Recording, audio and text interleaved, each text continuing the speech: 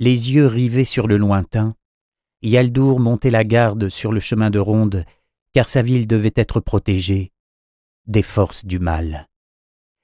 Selon le roi Ménard d'Onfort le second, il était à craindre que les Carconiens envahissent le royaume tôt ou tard, et une ville portuaire stratégique comme Dromont ne devait en aucun cas tomber entre les mains de l'ennemi.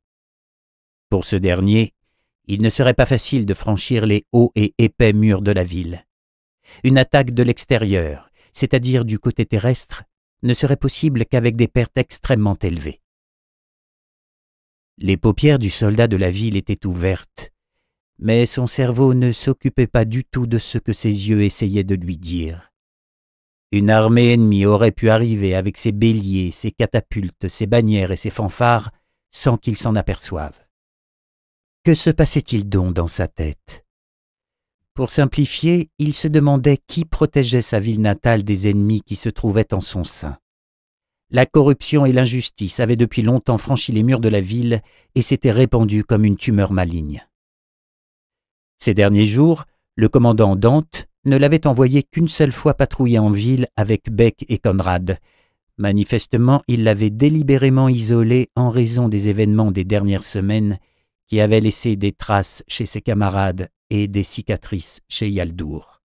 Après l'avoir enfermé dans le donjon le plus sombre sur ordre du juge Archibald et érigé une potence en son honneur, il n'a été facile pour personne de reprendre le cours normal des choses, comme si rien ne s'était passé.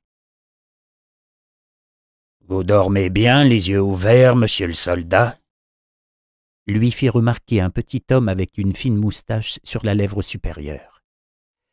Avec mauvaise conscience, Ialdour se retourna et redressa son dos. « Oui, commandant. Je veux dire, pas du tout, commandant. »« Épargne-toi les charivaris et suis-moi dans le bureau. »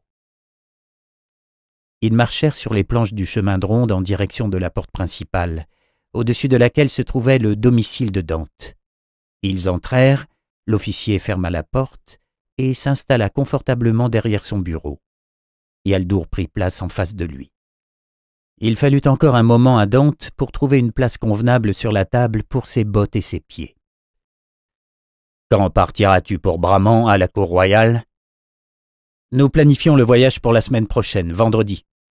Pour Chronarius, le roi enverra un carrosse, je monterai l'étalon prêté par Sa Majesté. » Je n'arrive toujours pas à croire que quelqu'un d'aussi important que notre roi t'ait invité à sa cour.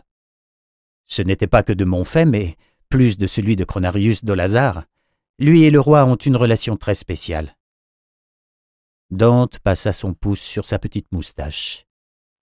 Les mauvaises langues se moquaient de lui en disant que ce geste était simplement destiné à essuyer sa salive pour éviter que son visage ne brille d'humidité. Qu'est-ce que le vieux de la tour a de si spécial? Ialdour réfléchit. Sa connaissance de l'alchimie semble inépuisable. De plus, derrière son air farfelu, sommeille un esprit vif et un bon cœur, même s'il essaie de cacher ce dernier. Dans tous les cas, apparemment, le vieux et son esprit t'admirent énormément. Son intervention en tant qu'intercesseur était tout à fait honorable. Comment cela a-t-il été possible? Je suis quelqu'un de sympa, c'est tout, répondit Ialdour, tout en réalisant à quel point cela sonnait faux. Et je ne suis pas un chef très sympa, surtout quand un de mes soldats essaie de se moquer de moi. Alors, pourquoi ce fou dans la tour te défend-il comme un fils prodigue? Je pense que c'est un obsédé de la justice. Il savait que j'étais innocent. Dante avait l'air sceptique, ses doigts courts tambourinant militairement sur le plateau de la table. Ialdour changea délibérément de sujet. Il y a toujours une conspiration malsaine en cours. Les commanditaires de la mort de la prostituée Marina sont probablement les mêmes que ceux de l'assassinat du seigneur Henri de Bottenbourg. Les auteurs courent toujours. De plus, je suis toujours une épine dans le pied d'Archibald, notre juge municipal. Il est probablement à l'affût d'une occasion de frapper à nouveau. Comment dois-je gérer cela? Personne d'autre ne pose aussi bien les questions auxquelles on ne veut pas entendre de réponse. Un gémissement tourmenté franchit les lèvres de Dante. Ma conversation d'hier avec lui n'a pas été agréable. Il m'a reproché